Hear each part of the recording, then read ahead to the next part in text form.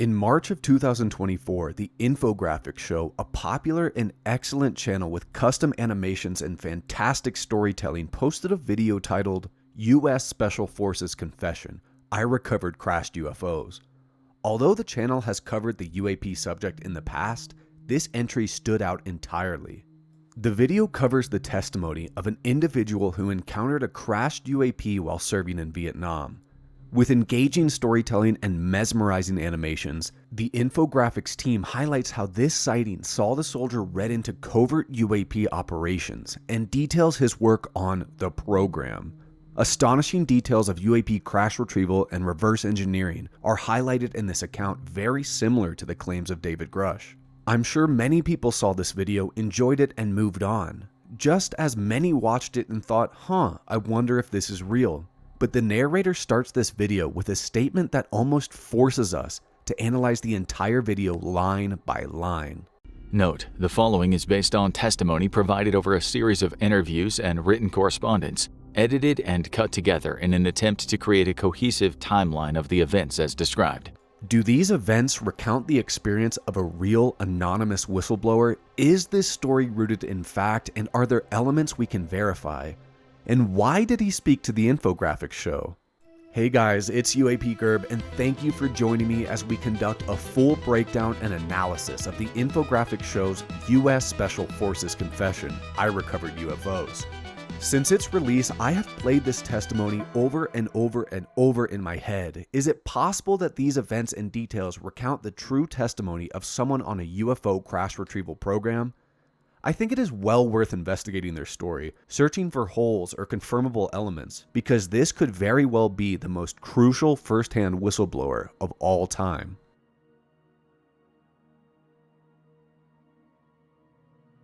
To start, our witness states, and I will be calling him our witness for the duration of this video, that our story begins in 1968 during the Vietnam conflict along the Vietnam-Cambodia border. Before we get into his story, we do have two interesting Vietnam cases that may be contextually relevant to our infographics whistleblower. We can check in on the ever-relevant Stephen Greer redacted witness log to analyze the statements and emails of witness 10622. 10622 served as CTR Communication Technician Radio in the U.S. Navy from 1966 to 1970 on the Bonhomme Richard aircraft carrier. It was in June of 1968 on official duties, he received scrambled messages mentioning at least 11 UAP were tracked on visual and radar. And on September 9, 1968, several U.S. helicopter pilots and soldiers stationed at a Marine Corps base in Dong Ha, Vietnam, had a close encounter with a fast-moving object. This object had green and white lights and engaged in maneuvers for 20 minutes.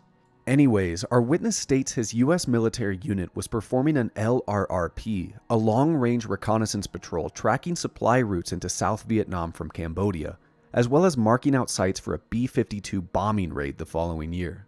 This tiny snippet in the video gives us so much to unpack. The following year of 1969, a covert bombing raid did in fact occur. On March 18, 1969, the Strategic Air Command commenced Operation Menu. Not declassified until 2000 by President Bill Clinton, Operation Menu was a year-long B-52 bombing campaign that ravaged eastern Cambodia, and that mention, LRRP, may be one of the most significant pieces to solving this puzzle. Long Range Reconnaissance Patrol was a special unit acting in Vietnam, Company E 52nd Infantry, attached to the 1st Cavalry Division in the U.S. Army. This unit operated in Vietnam from 1967 to 1969, well within the time frame of our witness, and participated in two of the largest battles of Vietnam, the Tet Offensive and Siege of Khe Sanh. In late October of 1968, Company E 52nd Infantry was relocated and headquartered at Phuoc Vinh, north of Vietnam. The division's area of operations was designated along the Cambodian border in Tay Ninh, Binh Long, and Phuoc Long provinces, all in South Vietnam. Quote, "These areas contain significant routes for enemy infiltration into the Saigon area from Cambodia." So if our witness is telling the truth and this crash is real, this event occurred in October to December 1968 within the Company E 52nd Infantry LRRP, stationed out of Phuoc Vinh. So far his testimony lines up exactly with real events. And finally, back to our story. A quote-unquote object appeared overhead the witness and his platoon, emitting a bright red-orange glow appearing to be melting. The object quickly moved out of sight, but only 5 or 6 seconds later, a large crash followed by a dull thump reverberated throughout the jungle.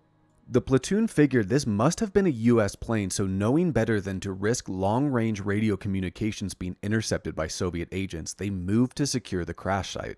Arriving at the site, the platoon knew immediately this was not a US plane classified or acknowledged. The only prosaic explanation the soldiers could think of was a crashed space probe, something from NASA or the Soviets. The craft was egg-shaped, dull gray and metallic, and seemingly cracked open.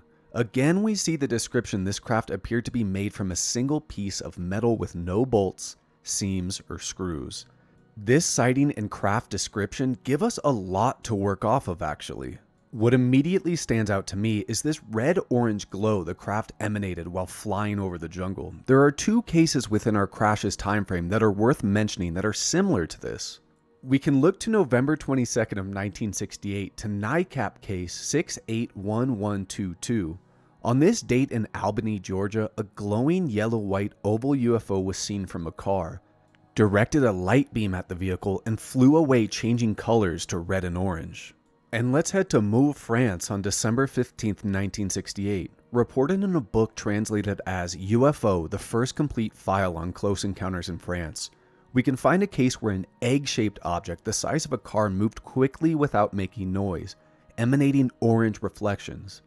But let's not forget an event that occurred just a year earlier on March 24th, 1967, highlighted in the sworn affidavits by Captain Robert Salas and others at Malmstrom Air Force Base.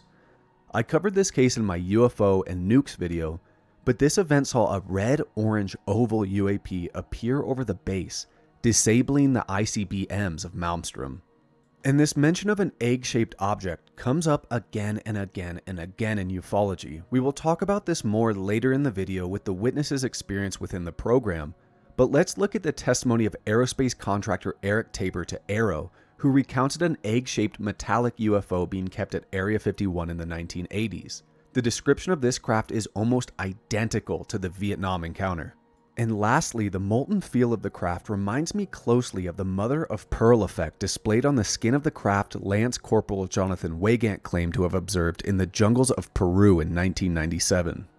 Our platoon of Marines called in the crash only to hear there were already birds en route and ordered to secure the crash. Quickly, a pair of F-4 jets fell into orbit overhead. The mention of the McDonnell Douglas F-4 Phantom II may seem small, but this is actually a huge detail in our story. In June of 1986, former Bechtel Corps contractor James McCampbell told ufologist Jacques Vallée he met with a military contact with the Wild Weasels, a codename given by USAF for aircraft equipped with anti-radiation missiles and tasked with the suppression of enemy air defenses in Vietnam. This contractor told McCampbell F-4 jets were equipped with EM detection equipment to detect UAP during the war. Dr. Stephen Greer may have an additional witness adding valuable context to these F-4 claims. Witness 10272 claims to have worked for a UK-based contractor installing low observable radar assemblies on F-4 fighters at Area 51. Along with these claims, the witness alleges to have been involved in the evaluation of hardware from NHI craft. Anyways, infantry then touched down and acted in perimeter security, but I want to note the witness states they were allowed nowhere near the craft. They were deployed in a wide swath. It took 2 days for the craft to be removed from the jungle, all with the help of SOF, Special Operations Forces, Navy, and Air Force officials on site who had already been read into the program. The mention of the Air Force is no surprise here. Ever since the 1947 Roswell, New Mexico crash and the involvement of USAF General Roger Ramey, the Air Force has long been entwined with the study of UAP. Again, I would like to recommend my Moondust video and USAF document AFC-1E draft policy, which states Project UFO and Moondust, both headquartered out of the Air Force, have collection responsibilities for UAP and descended foreign space vehicles. The Navy is a bit more interesting. Sure, we have Rear Admiral Timothy Gallaudet, who speaks openly about UAP and OPNAV regulations to restrict UAP reporting I covered in my USO videos, but I can't help thinking about the Wilson Davis memo. After all, if this memo is true, which I fully believe it is, DIA Director and Vice Admiral Thomas Wilson was stonewalled from reading into the program.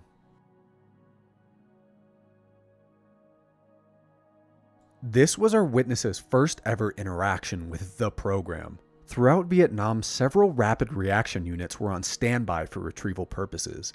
And it's here the witness adds some interesting context.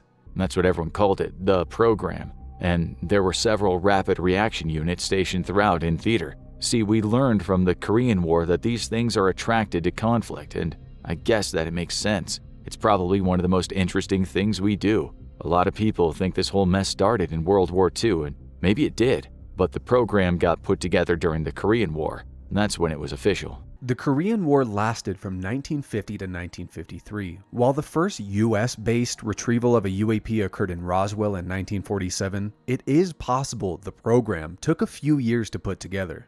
If we are going to believe the MJ-12 documents, the program in charge of UAP investigation, crash retrieval, and reverse engineering operated under US President Truman and briefed President Eisenhower, who took office in '53. This means the program was put together during 1945, more like 1947 to 1950, fitting in nicely with the realm of the Korean War. We can of course guess the program was already implemented by 1950 when senior radio engineer wrote to the Canadian Controller of Telecommunications in the Department of Transport, stating the US was actively engaged in studying UAP in an effort so classified it rated even higher than the H-bomb. This information was provided to the engineer Wilbert B. Smith by physicist and member of the U.S. Research and Development Board and student under Einstein, Robert Sarbacher. I highly recommend my video on this subject as it very well may cover the early days of the program.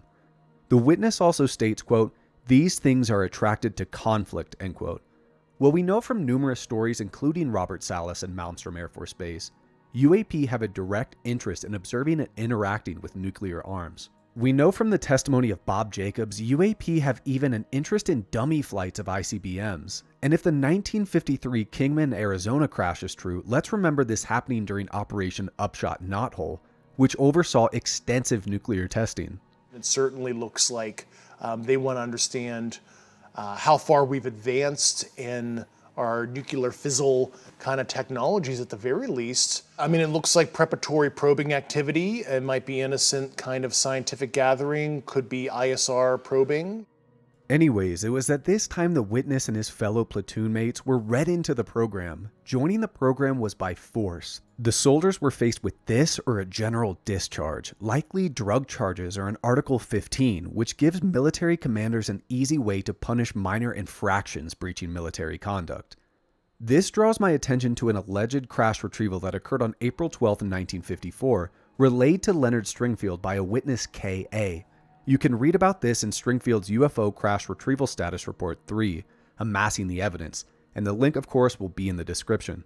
In this incident, K.A. and a USAF Crew Rescue 4 out of Roswell Air Force Base were dispatched to a site 25 to 30 miles northwest where they observed a metallic saucer crashed edgewise into the sand with a dome in its center.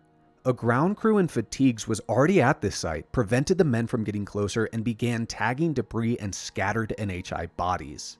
K.A. returned to Roswell, was debriefed for 3 days in a quote-unquote living hell, and told by men identifying as intelligence officers in civilian clothes not to speak about the incident, reading to K.A. a law that referred to a fine, imprisonment with hard labor, and general discharge. Our witness states his introduction to the program was highly compartmentalized. He was only told what he needed to know. This mirrors accurately the compartmentalization discussed in the Wilson-Davis memo. The 4 programs that referred Admiral Wilson to the program were, quote, part of it, in different compartments, placed in different layers of the compartment's pyramid, split up to do different things of parts of it. It is interesting to hear our witness state, "I didn't even realize those damn things were from space until I actually saw a body." So some of these craft are indeed from space and some are manned vessels. We know from my Fast Walker video, there is factual evidence USG Elements had a term for objects entering or leaving Earth's atmosphere, denoted as fast walkers. And defense support satellites were likely used to monitor these objects. And the subject of bodies can be pretty contentious, but like David Grush said, well, naturally, when you recover something that's either landed or crashed, sometimes you encounter dead pilots. And believe it or not, as fantastical as that sounds, it's true. The witness states the more he figured out, the more he was read into the program. He never learned all the truth, but knew enough he felt compelled to come forward, especially as an aging gentleman. Serving in Vietnam, I would put this individual's age at around 74 or older. And claiming he had been out of the program for 20 years means his service in the program occurred from around 1969 to 2004. The witness even discusses David Grush, commenting on his approach to speaking publicly and labeling him a patriot. He even confirms the involvement of aerospace contractors in sophisticated disinformation. I don't think we need to expand on these topics too much in general, as I have multiple videos exploring the full involvement of Lockheed Martin and Battelle Memorial Institute's interaction with UAP and fully covered the birth of the UAP stigma. Check out those videos for some valuable context here. After being read into the program, the witness's unit was put back on duty but broken up and placed in horrific combat engagements. 5 of the original 12 died in combat. I know 5 of the original 12 died in combat. 3 more badly wounded. I think they were trying to kill us off. If this broken up team still served with the 1st Cavalry Division LRRP, we may in fact be able to track these names. Of the 1,000 men who served in this unit, 45 were killed in Vietnam and Cambodia. And the witness states a year after the initial crash, he was officially brought into the program where his primary job was no longer being a soldier, but he was now part of the program. So with this information, we can conclude that these soldiers were killed between October to December of 1968, where the crash occurred, and October to December of 1969, when he was brought into the program. And we'll give an error factor of around plus or minus, let's say, 3 months. I have actually found a memorial site dedicated to those served and fell in the LRRP unit within the 1st Cavalry Division. Analyzing the casualty list, we can try and trace the deaths of these brave soldiers from the time of our crash, October to December 68, and our witness being read into the program October to December 1969. So we're left with 16 possible names. If we filter out soldiers who died of non-hostile actions, we are left with 8 possible names. If our witness is telling the truth, 5 of 8 of these names are likely platoon mates of his who observed the crashed, egg-shaped UAP. It didn't happen often, but these things did fall out of the sky, or people would see something land or witness beings happening more often than people know, and we'd swoop in as fast as we could in case there was anything to snatch up. I think we pulled 3 total craft out of theater, and not just Vietnam. Damn near started a war with China in one recovery.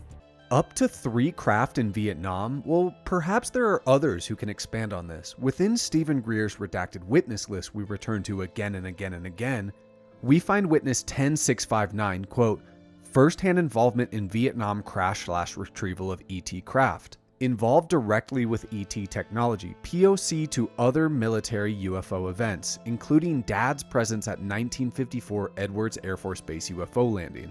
I do think this witness is separate from our infographics witness due to the claims of Dad's presence at a 1954 Edwards AFB landing.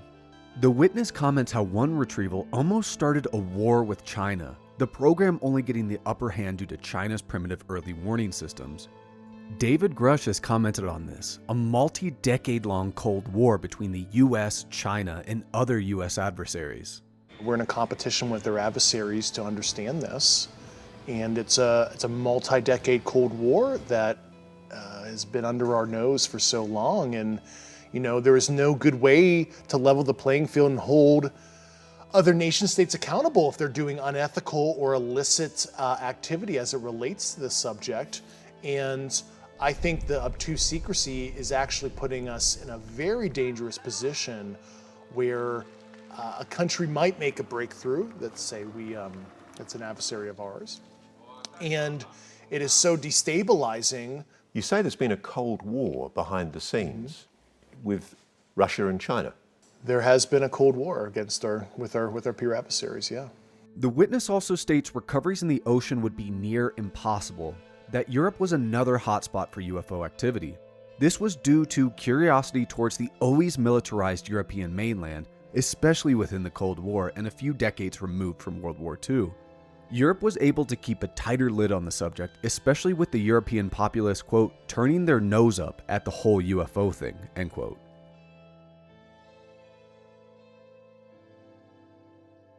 The crafts themselves were extraordinary. That's the only way to describe them. I wasn't there for every single recovery, obviously, but they kept collections of them in different places, and I got to see 2 of the collections. The question of craft housing and material handling is done is always fascinating, starting with a quote-unquote collection of craft. As we know from David Grush, the USG is in possession of up to 12 to 15 craft.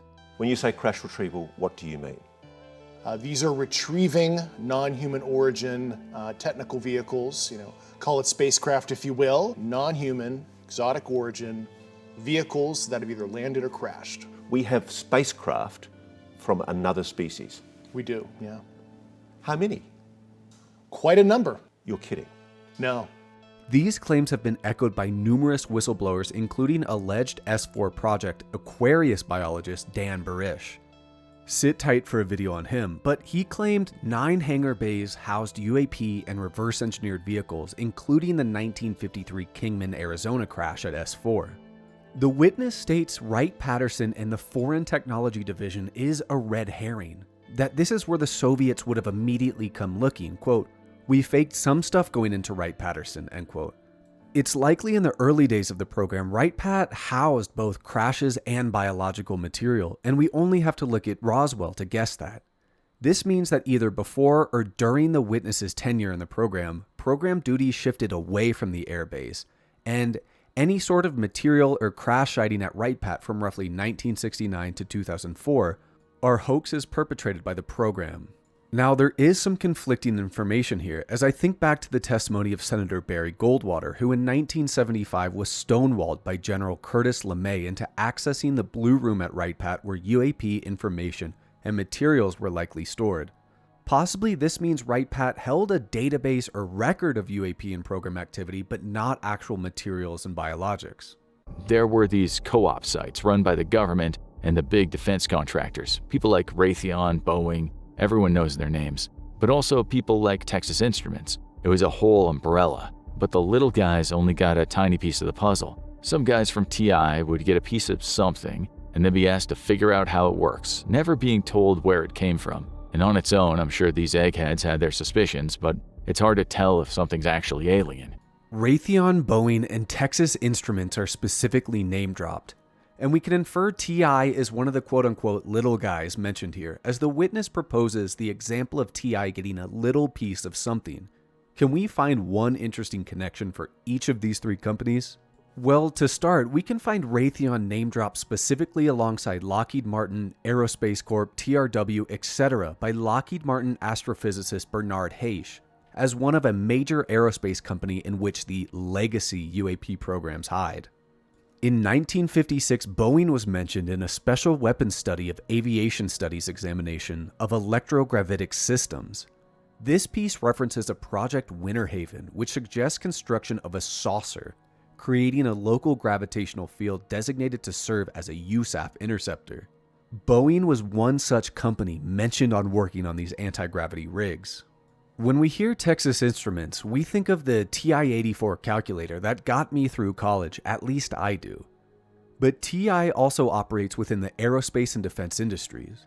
Unfortunately, there is not much to confirm here, as the only link to TI I can find is a 1961 establishment of the Southwest Center for Advanced Studies by TI to work on gravitational physics.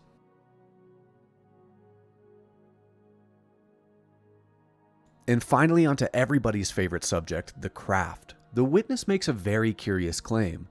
Although he knows these craft can operate in a microgravity medium, he does not know if they are really spacecraft, and wonders if, quote, that's where they want us to think they are coming from, end quote. The witness comments ufology has done a pretty good job at compiling craft shape. So you got your flying eggs, your Tic Tacs, I guess you now call them. We just call them pills. Your old-fashioned saucers, bells, triangles, whole mess of shapes. But the ones that crash are almost always the eggs and the bells. In AARO's data from 1996 to 2023, we can actually find the most commonly reported UAP configurations. Factoring out spheres and lights, which in my opinion often have a more possible prosaic explanation than other configurations, we can see commonly cited craft shapes accurately reflect our witnesses list. Eggs and bell shapes are the most frequently crashed objects according to our witness, sometimes disintegrating on impact, and our witness claims these are likely unmanned drones. We have already covered some really interesting and possibly credible eggs and oval-shaped objects, Eric Tabor and Jonathan Weygandt, but what about this bell? There is a fascinating and perplexing case that occurred in 1965 in Kecksburg, Pennsylvania I plan to cover soon. Allegedly, a bell-shaped, almost acorn object crashed in the area. This case was covered extensively by Leonard Stringfield, so if you'd like to brush up before my video, I recommend reading his UFO Crash Retrievals, The Inner Sanctum, Status Report 6. And if you remember from my Robert Sarbacher video, Dr. Eric Walker, an alleged original program manager, claimed to have been on site and at location for this crashed object. Our witness declares the saucers are the crown jewels, and he only ever participated in the recovery of 2 such craft. I probably don't need to dive too much into the importance of discs or saucers in UFO lore, but let's see if we can investigate the witness's aid in a crash retrieval in South America. The saucer we recovered had hit the side of a rocky outcropping on its way down. It smashed the rock to pieces, then took out a quarter-mile of trees. If it had happened on the outskirts of civilization, the whole UFO mystery would have been public knowledge by now. That's how much destruction that thing caused. But the craft itself was relatively unharmed. I will be using the date frame 1969 to 2004 I derived earlier for our witness's time in the program. I can find 3 relevant cases for my all-time favorite crash retrieval handbook, Magic Eyes Only by Ryan S. Wood. We will not be covering the 1997 Jonathan Weygandt Peru case or the 1978 Moondust retrieval in Bolivia, as these craft are explicitly stated as not saucer-like. One example can be found that was also relayed in the notes of Leonard Stringfield, dated March 23, 1978. In his notes, Stringfield spoke with one Bob Berry, who claimed a UFO crash retrieval occurred on November 11, 1975, very close to Lima, Peru. This craft was unmanned and measured 12 feet high and 8 feet in diameter.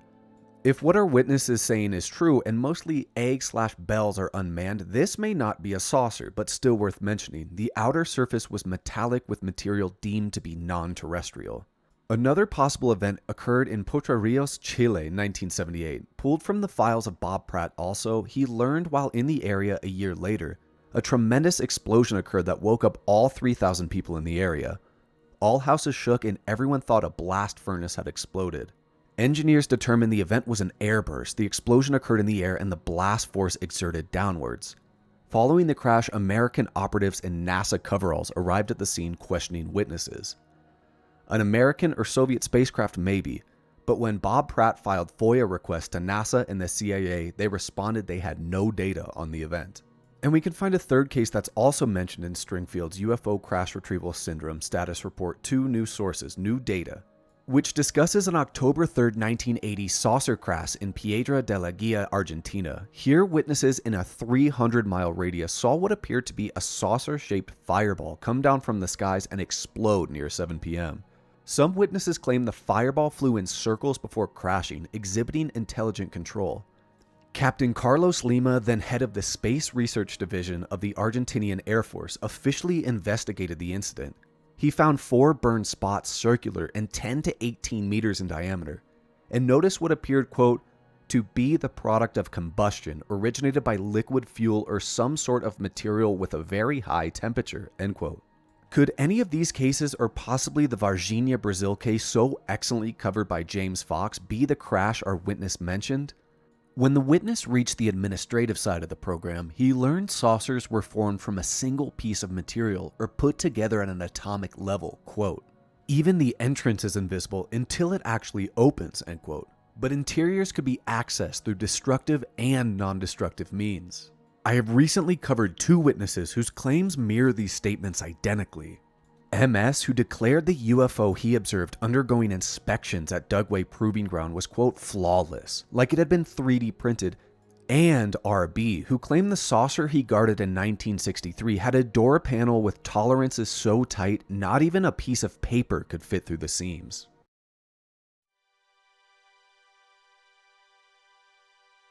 The first mention of Biologics comes with the South American saucer retrieval. Once access was gained to the craft, the interior reeked of decaying organic material. The quote-unquote things inside were dead. I call them things on purpose, not out of disrespect or anything like that. I just don't think any of us were ever convinced they were actually living creatures. Well, not in the sense that you and I are. These biologics featured a crude digestive system, only enough to process basic proteins and such, leading the witness and program to believe these things were similar to biological androids. The typical gray alien depicted in media is allegedly accurate, but these beings are a little taller than the famous humanoids and possess large but not massive eyes. The witness remarks how these beings were raised in a dimly lit environment supported by their dimly lit craft. These creatures feature long limbs and knees, quote, not in the right places, end quote. The subject of almost android-like living beings has been echoed by many, including Dr. Gary Nolan. I think that part of what we're seeing here, I mean, look, if you're an intelligence, are you going to go down on a planet with a bunch of angry monkeys who might kill you? No, unlikely. You'll send some intermediary. Well, what kind of intermediary are you going to send? You're going to send something that maybe almost looks like them, but isn't them. So I think, and this is, again, from inside the intelligence community, most of what we think we're seeing are avatars, biological robots that are basically put there to be the minions, if you will. And that's the current view of the intel community. It is a hypothesis. Living biologics had been recovered by our witness, specifically at a near UK-based retrieval. This event occurred at the same time of a meteor strike in the UK area. And I actually think I may have found this incident. This story occurred in May of 1996 in Boyle, Ireland. Locals witnessed a meteor or an aerial craft heading towards land, appearing to misjudge its approach, shearing trees and landing in a lake. Allegedly, several occupants were taken into custody by a retrieval team, and significant military activity, including American soldiers, continued for the following 6 months. Even local police were instructed to stay away. The American soldier bit here is key, as our witness states Europe has a default agreement with the United States that recovered materials go to the US, but quote, "That's the price you pay for having a superpower watch your back." At this crash site, the witness states 2 of 5 of the craft's crew survived. Light bruising covered the dead from the hard landing. The program has ruthlessly strict protocols for dealing with live biologics, according to our witness. These rules include never leveling a weapon at a being, and for that matter, security is positioned well away and out of sight from the biologics. Immediately taking readings to ensure nothing toxic or hazardous is present near the craft. And medical personnel are then sent to the craft area or interior, including a lead doctor known as the ambassador, who always spoke at least English, Chinese, Spanish, and Russian. The biologics at this UK crash just stood around aimlessly, solely reacting to basic stimuli as the team entered the craft after the door opened on its own. The beings were even let out of the craft like school children. In this instance, and almost any other where live biologics were recovered, the witness remarks the beings live at most a few days before they keel over dead. These points, alongside the fact that beings could breathe Earth's atmosphere, are used by the witness to support the hypothesis they are like drones or biological computers, like Gary Nolan said. Whatever's making these things just creates a biological crew when it needs one, and they do their job and nothing else. At least that was our theory, because their bodies didn't seem built to last, and the eggheads found it suspicious that they were able to breathe our atmosphere so easily. Of course, we do not have access to any living or deceased NHI biologics in the public sector, so are there at least any parallels we can draw from the witness? The subject of biologics and their taxonomy is one of the most contentious subjects in UAP. The visual of the classic gray alien, small beings varying in color with elongated limbs, frail bodies, enlarged heads, large to enormous eyes, tiny to non-existent noses and mouths, have been echoed since the dawn of UAP lore. From Roswell to Kingman to abductee claims to myriad files in the Leonard Stringfield files, similar descriptions of non-human biologics pop up everywhere. And this isn't mentioning countless accusations of the program being in possession of living and dead beings. Unfortunately, this is also one of the most lied about and hoaxed aspects of the phenomenon. So for now, we must stick to the direct confirmation of biological retrieval confirmed by Grush. sometimes you encounter dead pilots. And relayed statements of, quote, little gray men whose ships had crashed or had been shot down, being kept on ice by the Air Force Technology Division at Wright-Patterson Air Force Base, end quote. As stated by former Special Assistant to the Deputy Director of the CIA, Victor Marchetti. Our witness goes back to pondering why it is saucers and maybe one or two other types actually have a manned crew. I'm guessing maybe one of these is the triangular shape. The witness in the program had a theory, quote, this was all being fabricated for us, and even tasked NASA to look for where something like a big 3D printer could be in the solar system. Some facility or computer just making these crafts and these things and sending them to Earth. And sometimes they crashed or they just landed and didn't take off. Like whatever was doing this wanted us to recover the craft. I don't know if they ever found anything, though there was some excitement for a while. It's hard to hide heat in space, and obviously making these crafts on such a large scale will give off a lot of heat. Or maybe not. Maybe they use physics we don't even understand. These are some very charged statements with a lot to unpack. We do know around the time of our witness's involvement in the program, NASA openly denied studying UFOs. However, we can find a letter to NASA Chief of Ground Operations Safety dated December 13th, 1977. This page, observed only via FOIA request, is directed towards the NASA administrator about UFOs, detailing, quote, what could be a piece of a UFO, end quote, was examined at Los Alamos for a period of over 2 months. Additionally, on page 121 and 126 of this Black Vault PDF detailing NASA FOIA requests, we can see an internal memo admit the agency conducted a UFO hard evidence analysis program titled UFO HEAP around the late 70s. And this 3D printer has actually a very real basis in 20th century physics. The idea of a universal constructor or self-replicating automata was first proposed in the 1940s by physicist John von Neumann, who, by the way, was listed as being involved in UFO recovery along with Vannevar Bush and Robert Oppenheimer by physicist Robert Sarbacher I talked about earlier. His theory explores how a sub-faster-than-light civilization can colonize a galaxy.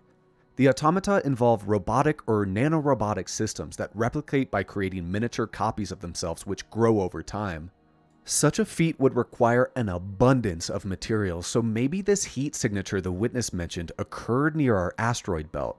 But the replicator hub nestled within the dark regions of a solar system for creating craft and I guess biologics is an extremely plausible scenario.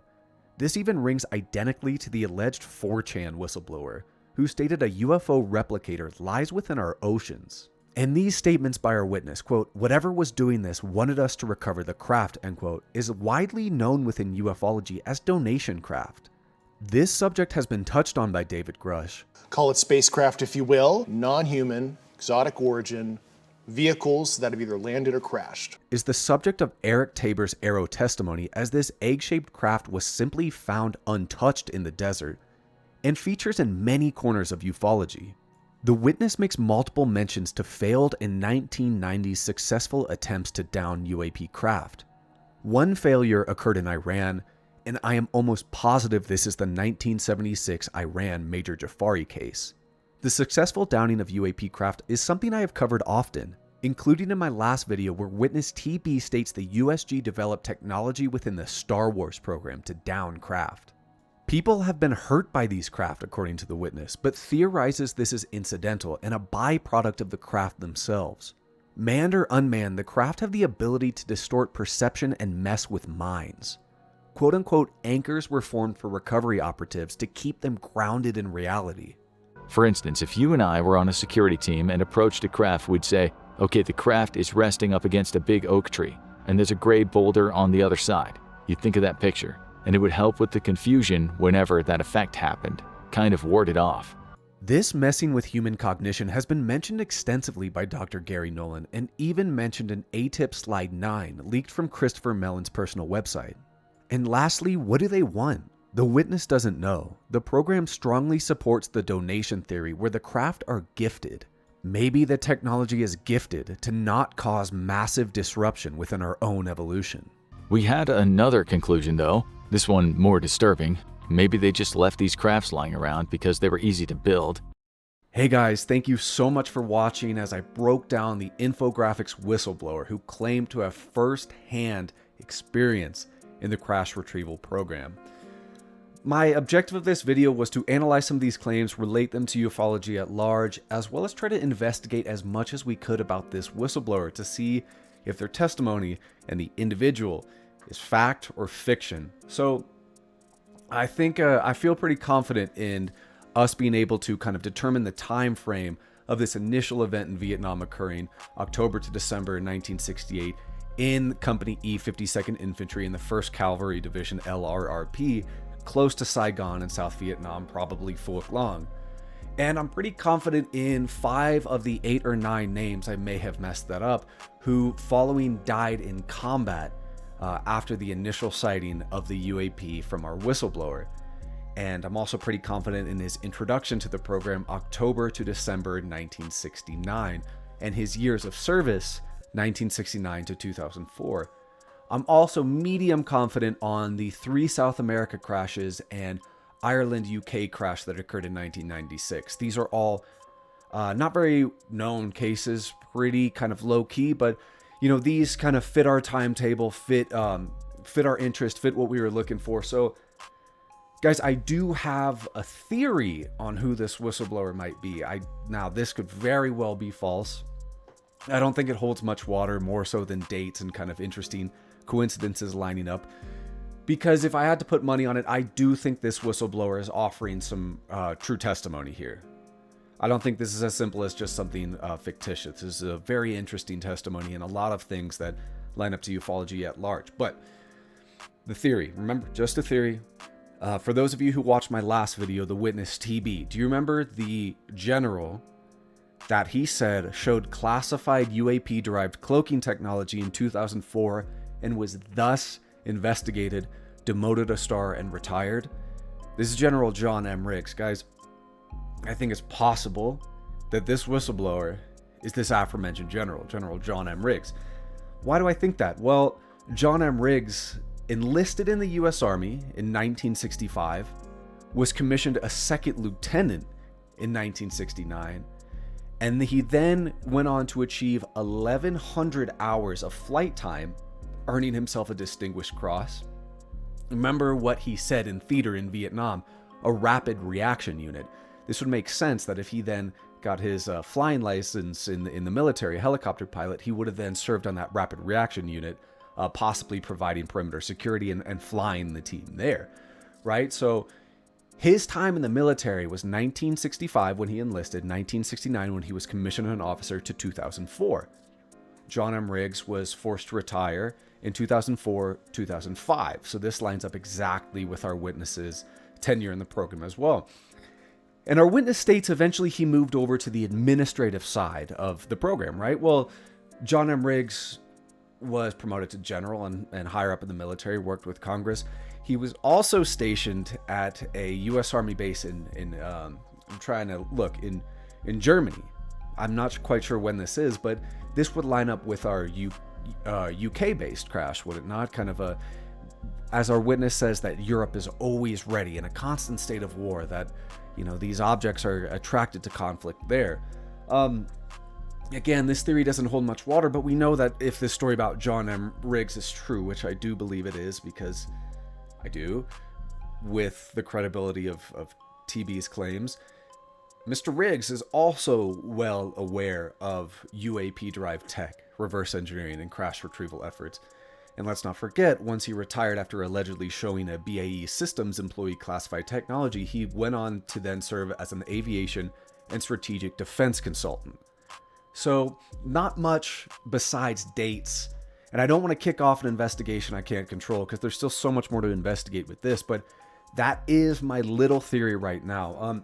If you guys have watched this and you have another theory, let me know what it is, because I'm investigating. I really want to get to the bottom of this, because this is such an interesting story. And as we can see, that a 25-minute video takes over 40 minutes to kind of analyze, and not just watching the video, right? Like, you guys know I'm not just screen capping the video plan, me pausing it every couple of minutes and giving my thoughts. No, we're linking documents, we're linking cases, we're linking relevant video footage and clips. So yeah, that shows you how much meat is on the bone of this specific case. I think it's enthralling, and I really have tried to get in contact with the infographics team everything short of paying to become a member of theirs to join their Discord, which I just might at this point because I really want to find this out. But I hope you guys had just as great of a time kind of sifting through this video as I did, and joining me on this venture as we try to learn more about this whistleblower and determine if this is a real individual and real experience. I know I find the biologics, the androids, one of the most interesting things ever since Crash came out last summer of 2023 and talked about biologics. That statement, as he testified to Congress, biologics, dead pilots, as he said to Ross Coulthart, has enthralled me. And hearing Gary Nolan talk about the hypothesis of biological androids, that's just something I found so interesting. If any of you guys listen to the podcast Mysterious Universe, I think this was back in 2017, I can't remember exactly when, they did a show on this exact subject, kind of like the classic Greys being a biological android. So for the better part of a decade now, I've been thinking about this theory. It's just been so interesting in my head. So, you know, watching this whistleblower say that these biologics are like children, respond to basic stimuli, keel over and dead and die when their purpose is done. It's just so fascinating to me. So in the comments, guys, let me know what you think. Please remember to like and subscribe. Always remember I got a Patreon if you think the channel's worth anything. I don't gatekeep any content. Just support what you think the channel's worth. And please let me know what you think. I'd love to get some more discussion around this video, and I will catch everybody on the next show. Thank you.